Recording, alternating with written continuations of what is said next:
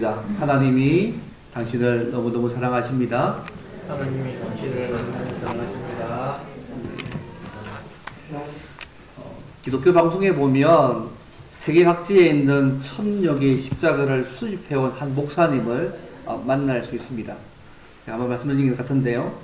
경기도 의왕에 있는 색동교회의 송병구란 목사님이신데, 이분이 1994년 독일에서 한인교를 목회를 하면서 성탄 장터에서 동전 몇 푼으로 산 주석 십자가에 내가 너와 함께 했겠다, 그 말씀이 함께 새겨지는 걸 보면서 너무너무 허무해가지고 그 출발점으로 시작해서 지금까지 모은 십자가가 한 1000개 넘는다고 합니다. 아기 예수가 구에 누인 형상한 프랑스 도자기 십자가도 있고요. 또 베를린 장벽 철종으로 만든 십자가도 있고, 독일 골동품에서 구한 팔 없는 십자가도 있고, 다양한 십자가들이 많이 있습니다.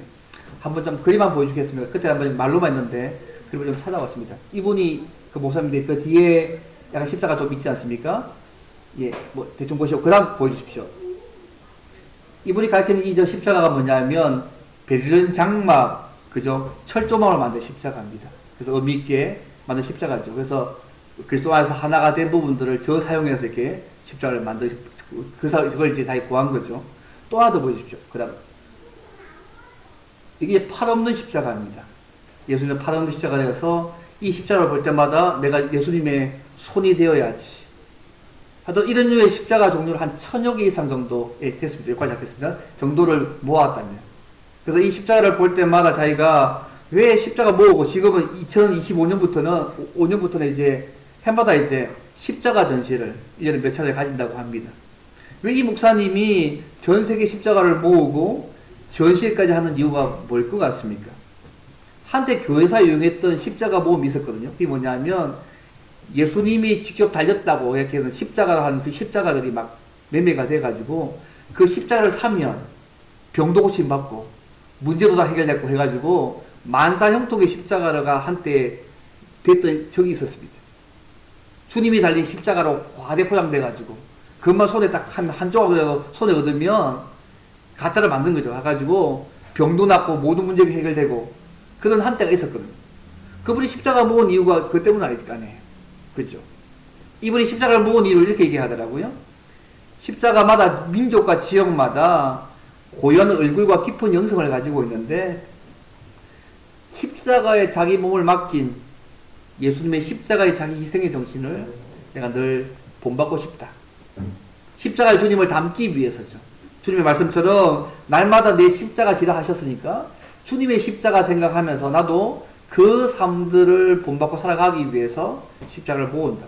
그래서 십자가를 모을 때마다 볼 때마다 그런 마음이 든다는 얘기를 들은 적이 있습니다.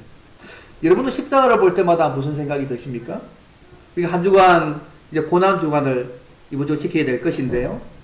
아마 고난 받으시고 십자가에 죽으신 주님을 아마 생각하게 될 것입니다. 우리 죄 위해서 고난 받으시고 죽으신 주님을 한 주간 묵상하게 될 것인데, 왜냐 우리가 십자가, 우리 예수 믿는 것의 핵심이 그죠? 예수님의 고난과 죽으심이 우리를 구원하신 중요한 핵심이기 때문에 우리는 이것을 늘 생각할 수밖에 없습니다. 그래서 오늘 말씀에서 그리스도의 고난과 죽으심에 대해서 가장 잘 묘사한 이 종의 노래로 알려진 이사야 53장의 말씀, 예전에 한번 생각한 적이 있었는데요. 좀 더 이 말씀을 다시 한번 생각해서 캐멜 몰간 목사님이 예수 그리스도의 초상화라고 말하는 이 말씀을 통해서 왜 예수님께서 고난받으시고 십자가에 죽으셨는지, 그리고 그 결과로 우리는 어떤 삶을 살아가야 하는지를 좀 함께 생각하면서 고난주간을 맞는 우리의 삶이 어떠해야 될지를 한번 좀 생각해 보기로 원합니다. 크게 두 가지인데요. 그러면 예수님께서 왜 이 세상에 오셔서 고난받으시고 십자가에 죽으셨을까요? 첫 번째는요, 예수님이 고난과 죽음을 당하신 것은 우리의 허물과 죄 때문입니다. 예수님이 고난과 죽음을 당하신 것은 우리의 허물과 죄 때문인 것이 첫 번째입니다. 3절 말씀 보시면 알겠지만 예수님이 이 땅에서 고난받으신 내용을 말씀합니다. 예수님은 사람들의 주목을 끌 만한 외적인 조건을 갖추고 있는 분이 아니었습니다. 2절 말씀에 의하면 그죠? 우리가 보기에 흠모할 만한 아름다운 곳이 없었다고 말하잖아요. 근데 3절에 보게 되면 사람들에게 멸시를 받고 버림바가 되었다고 말씀합니다. 그리고 예수님을 간고, 소위 아픔과 고난을 많이 겪었고 질고 슬픔을 아는 자로 3절에서 묘사하고 있습니다.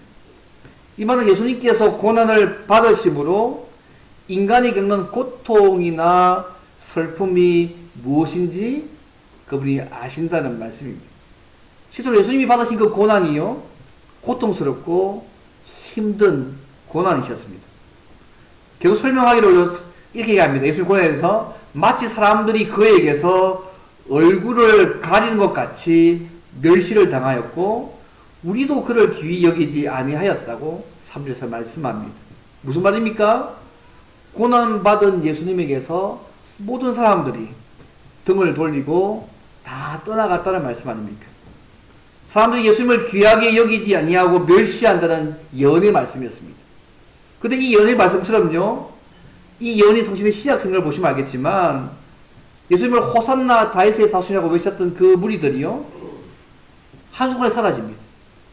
심지어 제자들까지도 예수님께서 십자가에 달려가는 그 상황에서는 두려워하며 도망쳐 버렸습니다. 심지어 예수님에서 죽을 각오까지 되어 있다는 그 베드로조차도 예수님을 모른다고 부인했습니다. 예수님은 채찍에 맞으면서 수치를 당함으로 고난과 멸시를 당하셨습니다.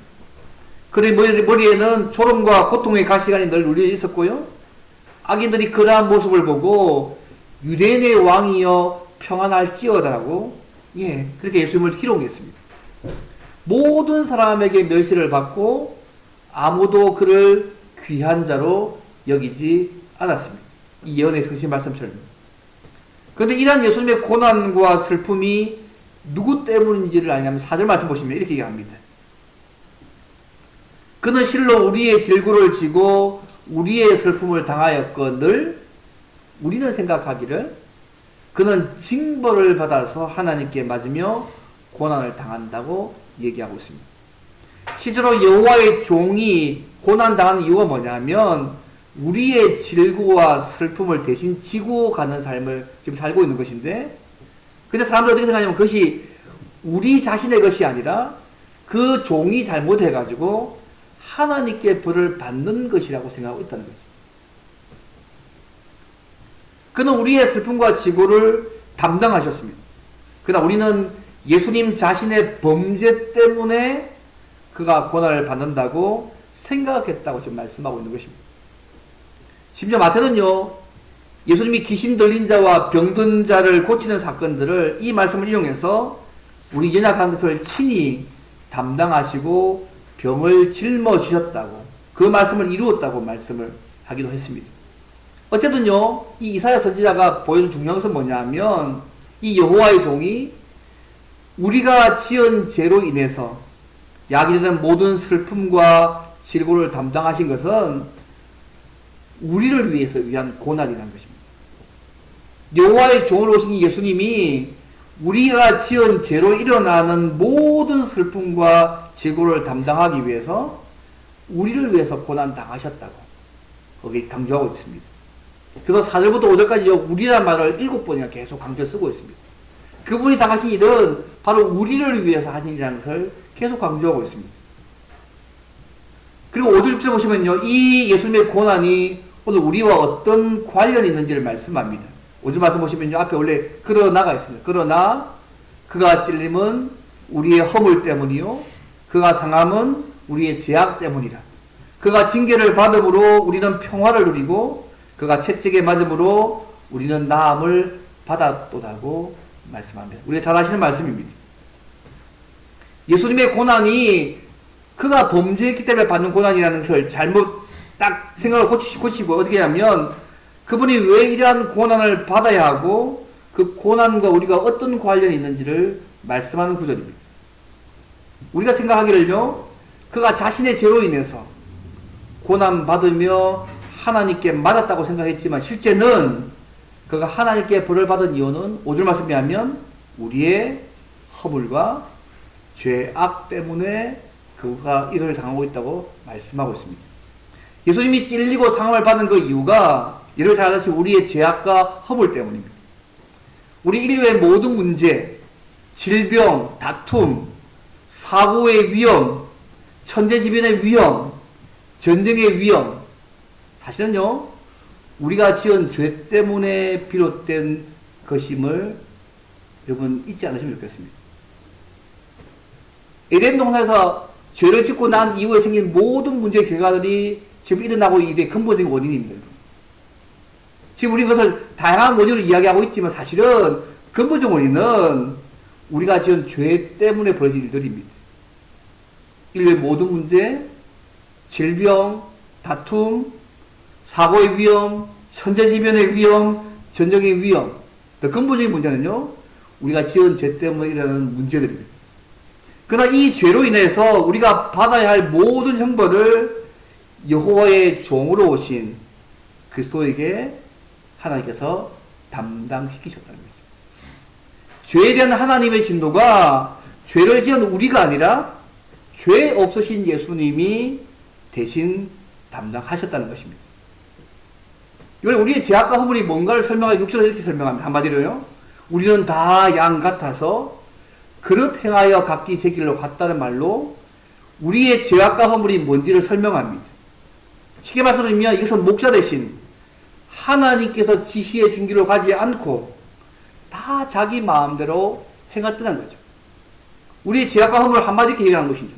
핵심이 뭐냐? 다 양 같아가지고 하나님이 지시해 준 그 길로 가지 않고 다 자기 마음대로 행한 것이 우리가 지금 죄악과 허물의 핵심적인 내용들입니다. 여러분, 이 불행한 사실이요, 창세기 3장부터 시작됩니다. 여러분, 아담의 범죄가 왜 일어났습니까? 그가 하나님의 말씀이 아니라 사탄이 시키는 대로 자기 욕심에 이끌려서 하나님이 되고자 이끌려 저린 것이 그 범죄 출발점 아닙니까? 근데 인간은 계속해서 그 이후로 계속해서 하나님의 말씀대로 살지 않고 자기 생각대로 살았습니다. 여러분, 사사기 보면요, 인간의 생각대로 산다는 것이 뭔가에 대해서 이렇게 설명하잖아요. 그때의 왕이 없으므로 사람마다 자기 소견에 옳은 대로 행했다고 말씀하고 있습니다. 하나님이 그들의 삶의 왕이 아니니까 자기 멋대로 살아가는 거죠.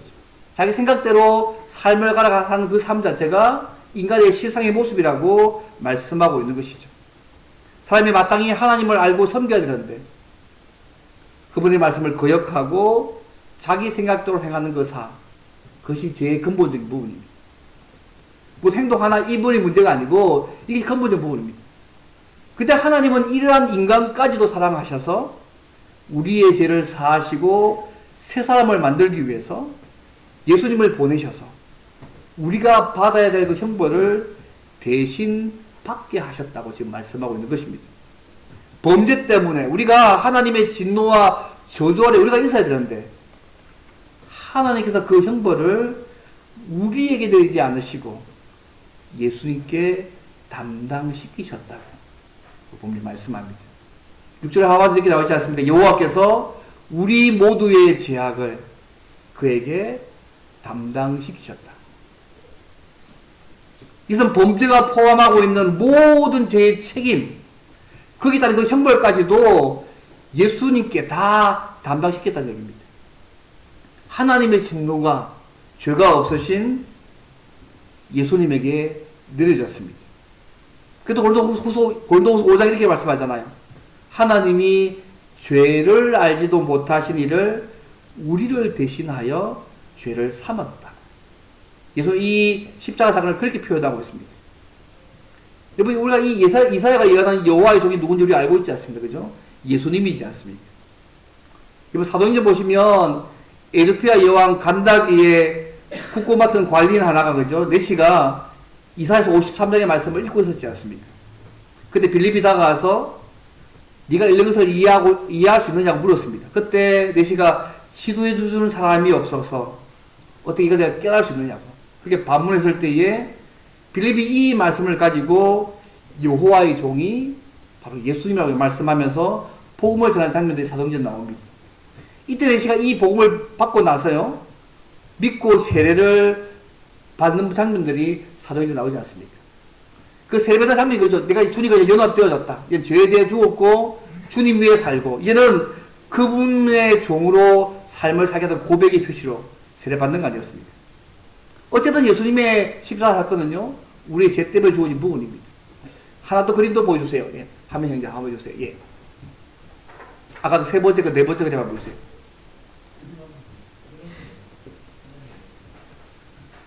예, 네 번째. 예. 하나, 예, 그 다음 넣어주세요. 예. 요 그림 보시면, 이 그림이요, 렘브란트라는 사람이 그린 그림입니다. 신실한 신자로 그림을 통해서 신앙을 고백했던 인물인데요. 이 작품 이름이 그리스도의 십자가를 세움이라는 이 작품인데요.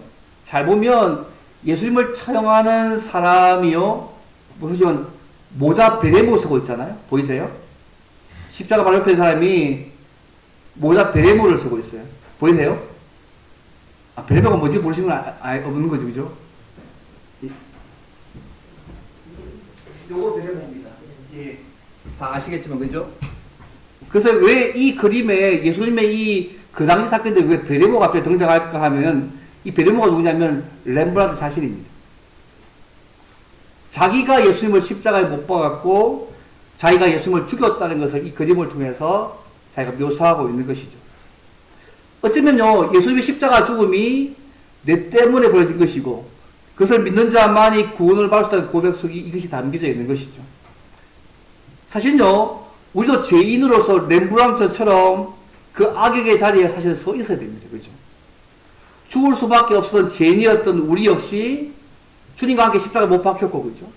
십자가를 통하여서 구원받은 하나님의 자녀이면 고백들이 이 렘브란트만의 고백이 아니고 오늘 우리의 고백이 될 필요가 있습니다. 다 고백하지 않습니까? 사랑하는 성도 여러분, 우리는 허물과 죄로 하나님 앞에서 죽을 수밖에 없는 죄인이었었음을 여러분 인정하십니까? 그러나 예수님이 우리의 허물과 죄 때문에 이 땅에 오셔서 고난받고 십자가에 죽으심으로 우리가 하나님의 자녀가 되었다는 사실을 잊지 않으시면 좋겠습니다. 이 과정이 없이는 결코 우리가 하나님의 자녀가 될 수가 없었습니다. 그래서 우리가 이 십자가의 말만 들어도 가슴이 떨리고 감격이 넘치시면 좋겠습니다. 내가 오래전에 예수 믿어가지고 지금 십자가도 밍숭맹숭한다.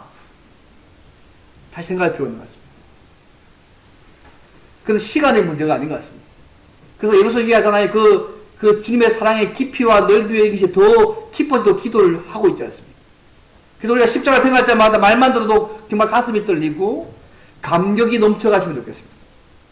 그리고 아직까지 이 십자가의 은혜를 알지 못하는 사람들에게 이 십자가의 복음을 전하는 마음이 넘치면 좋겠고요.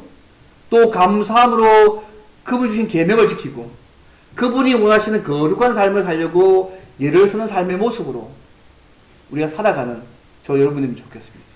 이 첫 번째입니다. 예수님이 고난받으시고 죽으신 것은 우리의 허물과 죄 때문임을 결국 잊지 않으시면 좋겠습니다. 저 관계없는 사실이 아니라는 얘기죠. 우리 때문입니다. 그 다음 두 번째로 예수님이 우리의 허물과 죄를 위해서 고난받고 십자가에 죽은 결과로 우리가 하나님의 자녀가 되었다면 우리가 어떻게 살아가야 할까? 그게 두 번째입니다. 쉽게 말씀을 이제 두 번째 것입니다. 평화와 나움, 즉 하나님과 자유롭게 교제하며 다른 사람을 사랑하며 살아야 합니다. 오늘 보면 평화와 나움을 표현하고 있는데요. 하나님과 자유롭게 교제하고 다른 사람을 사랑하며 살아가야 합니다. 오늘 보시면 예수님이 우리 죄를 대신하여서 고난받으신 결과가 뭐냐면 하나님과의 관계가 회복되어져서 자유롭게 하나님께 나아가는 자가 되었다고 말씀합니다. 여러분 5절 말씀 보십시오. 그가 징계를 받음으로 우리가 평화를 누리고 그가 채찍에 맞음으로 우리는 나음을 받았다고 말씀합니다. 주님께서 고난을 받음으로 우리가 평화와 나음을 얻게 되었습니다. 여기에 평화와 나음이 뭘까요, 여러분? 죄로부터의 자유와 구원입니다. 예수께서 우리 죄를 위해서 대신 고난받으시고 십자가에 죽으셨기 때문에 이제는 하나님과 평화로운 관계가 되어져서 이제는 하나님과 교제할 수 있는 자가 되어졌다는 말입니다. 예전에 죄 때문에 그렇게 할 수 없었는데 이제는 예수님의 고난받으심과 십자가 죽으심 때문에 이제는 하나님과 자유롭게 교제할 수 있는 자가 되었다는 얘기입니다. 그래서 사도 바울이 로마서 이렇게 표현합니다. 우리가 믿음으로 옳다 하심을 받았으니 우리가 주 예수 그리스도로 말미암아 하나님과 화평을 누리자. 화평을 현재 누리고 있다고 이렇게 표현하고 있습니다. 예수님이 우리의 죄를 담당하기 위해서 고난받으시고 십자가에 죽으셨다는 사실을 우리는 믿습니다. 그죠? 바로 나의 죄 때문에, 우리의 죄 때문에. 이 사실을 믿는 자는 예수님 때문에 자신의 죄가 용서함 받았다는 사실을 알고 늘 감사할 수 있습니다. 동시에 하나님과 날마다 친밀한 교제를 누리며 살려고 애쓸 것이고요. 날마다 그분의 말씀을 따라 살려고 일을 쓸 것입니다. 근데 문제는 여전히 많은 사람들이요, 예수님의 고난과 이 죽으심을 자기와 연관지어 생각하지 않는다는 것이 현실입니다. 8절 말씀 보십시오. 8절 말씀이 그 당시 사람들의 생각이었거든요. 그는 곤욕과 신문을 당하고 끌려갔으나 그 세대 중에 누가 생각하기를 그는 살아있는 자들의 땅에서 끊어짐은 마땅히 형벌받을 내 백성의 허물 때문이라 하였으려고 말씀합니다. 이 말씀은 당시 사람들도요, 예수님의 고난과 십자가의 그 죽으심을 자기 백성의 죄를 담당하기 위한 사건으로 생각하지 않았다는 것이 이 8절의 내용들입니다. 근데 이것이 이 당시 사람들만 생각이 아니면 오늘날의 사람들의 생각이기도 합니다. 이거 주변만 조금만 물어보십시오. 예수님의 고난받으심과 십자가 죽으심이 자기의 죄 때문에 된 일이라고 생각하지, 아무도 안 생각하지 않습니다. 근데 불행하게도요, 우리가 예수를 몰랐을 때 했던 것처럼 모든 불신자들이, 세상 사람들이 그래서 이러한 고난을 자신의 삶과 연관짓지 못합니다. 자, 자신과 아무런 관계가 없는 고난과 죽음으로 이해하고 깨닫지도 못합니다. 그런데 우리는요, 이 예수님의 이 고난과 죽으심이 바로 우리의 죄로 인해서 야기되는 모든 슬픔과 질고를 감당하시기 위해서 담당하신 구원의 사건임을 믿으시지 않습니까?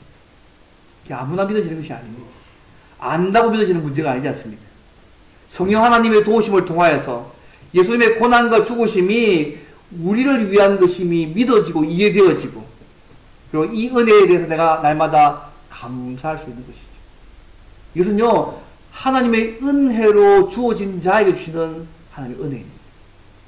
그렇지 않다면 이 예수님의 고난과 죽으심이 아무런 상관이 없습니다. 그래서 오늘 우리가요, 고난조항과 이 부활절을, 그 과정을 지키는 이유가 뭐냐면, 이 예수님의 고난당하심과 죽으심이 오늘 저와 여러분의 삶과 중요하게 관련된 문제이기 때문에 그렇습니다. 관련 없는 일이 아니고, 우리가 직접적인 관련이 있기 때문에, 우리가 저와 여러분에게 의미가 있는 것입니다. 여러분, 예수님의 죽으심과 고난과 죽으심이 우리를 위한 것임이 믿어지십니까? 예. 그렇다면 이 은혜에 대해서 날마다 감사해야 합니다. 날마다 감사하시죠? 그러면 우리가 이렇게 새로운 관계가 되어졌으니까 그분의 고난과 죽으심에 대해서 우리의 삶과 관계되어진 삶을 살았기 때문에 아까 말한 것은 첫 번째 삶의 모습이 하나님과 새로운 관계가 되었으니까요. 그분과 적극적으로 교제하는 삶들을 살아가야 합니다. 우리 이 땅 살 때요, 여러 가지 문제들을 만납니다. 그죠? 그것 때문에 고난을 겪기도 합니다. 하지만 이때에 고난당하신 주님을 바라보실 필요가 있습니다. 예수님이 고난과 관련해서 중요한 말씀을 하나 하셨는데요. 히브리서 2장 18절 이렇게 말씀합니다. 그가 시험을 받아 고난을 당하셨은 즉, 그 다음 말씀이요, 시험 받는 자들을 능히 도우실 수 있느니라. 그가 우리 받는 모든 시험들을 인간으로 다 경험했기 때문에 그가 시험 받는 자들을 능히 도와줄 수 있다고 얘기합니다. 이제 이렇게 하나님과 교제할 수 있습니다. 여러분 잘 아는 이번에 4장의 말씀, 그죠? 모든 일에 우리가 똑같이 시험을 받으시는데 죄는 없으시기 때문에, 그러므로 우리가 긍휼하심을 받고 때를 따라 돕는 은혜 얻기 위하여서 은혜의 보좌 앞에 담대히 나아갈 것이라고 말씀하지 않습니까? 예수님이 고난받으시고 십자가에 죽으신 것, 우리를 죄에서 구원하셔서 자유롭게 하나님께 나아가게 하기 위해서입니다. 그래서 우리가 주님께 나아갈 때에 우리의 연약함을 몸소 체험하셨던, 그렇게 사셨던 주님께서 우리의 문제를 아실 뿐만 아니라 도와주실 것입니다. 남이 알지 못하는 고민과 고통과 어려움이 우리의 삶에 있다면 우리 주님은 그것을 아실 뿐만 아니라 그것을 도와줄 수 있는 분이십니다. 우리가 어떤 상황이 있든지 간에 십자가에서 우리 죄를 대신해서 죽으신 그 주님을 바라보시면 좋겠습니다. 그러면 능히 도우시는 그분의 은혜를 우리의 삶 가운데 누리게 될 것입니다. 그거 하도록 주님께서 고난받으시고 십자가에 죽으셨습니다. 그 얘기입니다. 이런 이 하나님과의 교회에서 은혜를 누려라. 어려움이 있으면 그분 앞에 아뢰가지고 도와가시는 그분의 은혜를 누려라고 이렇게 얘기하고 있는 것입니다. 또 두 번째 모습은요, 이런 특별한 은혜를 받은 사람은 우리가 사는 세상 속에서 삶의 방식도 달라야 합니다. 그 모습이 이것입니다. 주님의 사랑을 받은 자로서 다른 사람을 사랑해야 합니다. 요한일서 4장에 있는 말씀입니다. 사랑하는 자들아, 하나님이 우리를 이같이 독생자까지 주셔가지고 주께 사랑하셨기 때문에 우리도 서로 사랑하는 것이 마땅하다고 말씀합니다.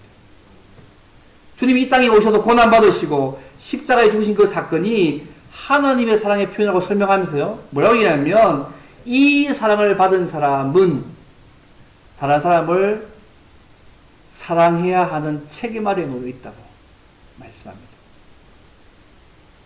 이 주님의 사랑을 이해하는 사람은 성령 하나님의 도우심으로 자기 중심적이고 이기적인 삶을 살아서는 안 된다고 말씀합니다. 그분의 도우심이 필요합니다. 그래서 극단적으로 요한일서 4장 20절에 이렇게 말씀합니다. 누구든지 하나님을 사랑하노라 하고 그 형제를 미워하면 이런 거짓말하는 자니 보는 바 그 형제를 사랑하지 아니하는 자는 보지 못하는 바 하나님을 사랑할 수 없다고 더 한 발 나서서 적용하고 있습니다. 이번 그리스도의 고난받으신가 십자가에 죽으심의 이 사건은요, 우리를 구원해서 하나님과 영원토록 교제하는 생명을 주는 사건입니다. 동시에 이 사건은 하나님의 사랑이 우리 가운데 구체적으로 표현된 사건입니다. 그래서 이 사랑을 받은 우리는 다른 사람을 사랑함으로 고난의 의미를, 주님의 고난의 의미를 보여주는 사람이 되어져야 합니다. 그분이 우리를 사랑하셨기 때문에 고난받으시고 죽으신 거잖아요. 그럼 이미 이 사랑을 받은 우리 또한도 동일하게 다른 사람을 사랑함으로 그리스도의 고난의 의미를 아는 자의 삶의 모습을 살아가야 한다는 말씀입니다. 이번 사도 베드로가요, 베드로 2장 24절 이렇게 말씀하잖아요. 친히 나무에 달려 그 몸으로 우리 죄를 담당하셨으니 이는 우리로 죄에 대하여 죽고 의에 대하여 살게 하려 하심이라. 그가 채찍에 맞음으로 너희는 나음을 얻었다. 관계가 회복되어졌다. 이제는 다르게 살아가야 된다고 말씀하고 있는 것입니다. 그래서 제가 말씀드리잖아요. 교회 역사 가운데 고난 주간에 했던 일들이 크게 세 가지입니다. 예수님의 고난에 실제로 동참하려고 늘 했습니다. 그래서 주님이 받는 손해 어려움 기꺼이 받으려고 해서 주님의 은혜를 생각했습니다. 두 번째 모습은 그리스도의 고난에 동참할 뿐만 아니라 형제의 고난에도 동참하는 아름다운 신앙의 전통이 있었습니다. 그래서 고난 주간에 가난한 자들, 도움이 필요한 자들, 종들 쉬게 만들었습니다. 하나님의 사랑을 받은 자로서 형제를 사랑하는 모습이 이 고난 주간에 더 행해졌습니다. 세 번째 모습은요, 고난 주간을 지키면서 그리스도의 부활을 생각하면서 주님의 재림시설 완전한 부활을 소망했습니다. 그래서 이러한 영광을 바라보고 고난 받는 것도 두려워하지 않는 삶을 이 고난 주간에 교회 사회 전통 가운데 내려왔던 고난의 중요한 삶의 모습입니다. 한 가지 얘기만 하고 말씀을 마치겠습니다. 어떤 사람이 목숨의 위험을 무릅쓰고요, 물에 빠진 아이 하나를 건져 주었습니다. 아이가 그 사람에게 말합니다. 선생님, 저를 구해주셔서 너무너무 고맙습니다. 감사하다고. 어떻게 이 은혜를 갚아야 할지 잘 모르겠다고. 그때 그 사람이 소년에게 이렇게 말했습니다. 천만에 다만 한 가지만 언제나 기억하고 살면 좋겠다. 너는 어떤 사람이 자기의 목숨을 걸고 구해낼 만한 가치 있는 사람이라는 것을 잊지 않고 살아주면 되겠다. 너는 한 사람이 자기 목숨을 걸고 구해낼 만한 가치가 있는 사람이었다는 걸 기억하면 좋겠다. 저는 예수님의 십자가 사역을 그렇게 생각합니다. 하나님께서 자신의 생명을 십자가에 내어주시면서까지 사랑하신 가치 있는 사람들이 저 여러분들입니다. 하나님의 목숨값을 지불해서까지라도 우리를 건질 만한 가치가 있는 사람이 저와 여러분이라는 얘기입니다. 저는 이런 것 같이 보면 우리의 삶이 여러분 굉장하지 않습니까? 아니 그분이 자기 목숨 바쳐서 나를 건질 만한 가치가 있는 사람이라는 거니까요. 실제 그렇지 않습니까? 제 혼자 농담하고 진짜 성경이 그렇게 말하고 있지 않습니까? 말씀을 맺겠습니다. 사랑하는 성도 여러분, 하나님께서 그의 종 예수님을 보내셔서 우리의 모든 죄악을 담당하시고 고난당하시고 십자가에 죽으심으로 우리가 하나님과 자유롭게 교제할 수 있는 자가 되었습니다. 날마다 그 은혜에 감사할 뿐만 아니라 하나님과 날마다 진한 교제의 삶들을 살아가시면 좋겠습니다. 그리고 주님께 나아갈 때에 우리의 연약함을 몸소 체험하셨던 그 주님께서 우리의 문제를 아시고 도와주실 믿기를 바랍니다. 이 세상에서 남이 알지 못하는 고민이나 고통이나 어려움이나 그것이 질병이든 자녀의 문제든 경제적 문제든 어떤 문제든 있다면 그것을 알고 도와줄 수 있는 그 주님을 바라보시고 은혜의 보좌로 나아가시기를 바랍니다. 그러면 능히 도우시는 그분의 은혜를 우리의 삶 가운데 누리게 하실 것입니다. 그리고 주님의 사랑을 받은 자로서 이제 다른 사람들을 사랑해야 한다는 것을 잊지 않으시면 좋겠습니다. 혹시 마음속에 미워하는 놈이 있습니까? 예, 놈을 보내서 니만 사랑이 계십니까? 아니면 우리의 도움이 필요한 사람이 주변에 보이십니까?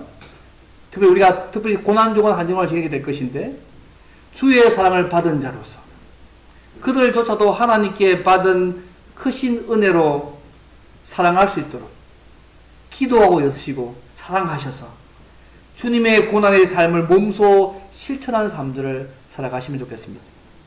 삶의 현장에서 그것이 가정이 되든 직장이 되든 교회가 되든 주님 때문에 손해와 희생, 헌신의 삶들을 살아가시기를 바랍니다. 사실은 좀 죄송한 마음이긴 한데 안락하나 교회에 어쩌면 개척 멤버로 오셔서 9년 동안 어쩌면 섬기는 그 삶이 어떤 의미에서 아마 주님 때문에 여러분이 희생과 헌신의 삶들을 사신 거 아닌가 싶은 생각들이 한 번씩 들 때가 많습니다. 주께서 저는 잘 못 갚아주고요. 주님이 갚아주실 것입니다. 목사 그밖에 할 말이 없는데 어쨌든 저는 그런 분을 생각합니다. 좀 더 편할 수 있었고 좀 더 갖춰진 곳에서 할 수 있었겠지만 어쩌면 천분의 불완전한 부분에 오셔가지고 섬기고 있는 것이 아닙니까? 우리가 아무리 채워도 우리가 모든 사람을 만족시킬 만한 형태가 되지 않을 거잖아요. 뻔히 알면서 오시잖아요. 근데 그 어떤 의미에서 그분이 주님 때문에 희생과 헌신의 삶을 살고 있는 진행의 삶들을 살고 계시는 거라고 생각합니다. 주께서 각자의 삶에 맞게 갚아가실 것입니다. 특별히 오늘 우리가 성만찬을 통해서 주님이 베푸신 사랑과 은혜를 기억하고 주님 나라 갈 때까지 십자가의 복음을 날마다 전할 뿐만 아니라 날마다 주님과 동행하며 그분의 뜻을 이루며 살아가시기를 바랍니다. 이것이 고난 중간에 의미를 아는 진짜 성도의 삶의 모습입니다. 우리 모두 주님이 자신의 목숨값을 지불할 만큼 가치 있는 존재임을 여러분 기억하시고 나 가치 있어. 가끔 이제 고민 얘기하면 나 괜찮아 하는 것처럼 진짜 괜찮은 분입니다. 우리가 그분이 목숨값 지불하셔서 우리를 건져낼 만큼 정말 가치 있는 존재임을 기억하셔서 상황에 따라 우리 자신을 평가하지 마시고요. 그 관점에서 기억하셔서 늘 은혜에 걸맞는 삶들을 살아가는 저와 여러분 되시기를 주님으로 바랍니다. 이제 함께 바로 성만찬 이어서 하겠습니다. 사실은 말씀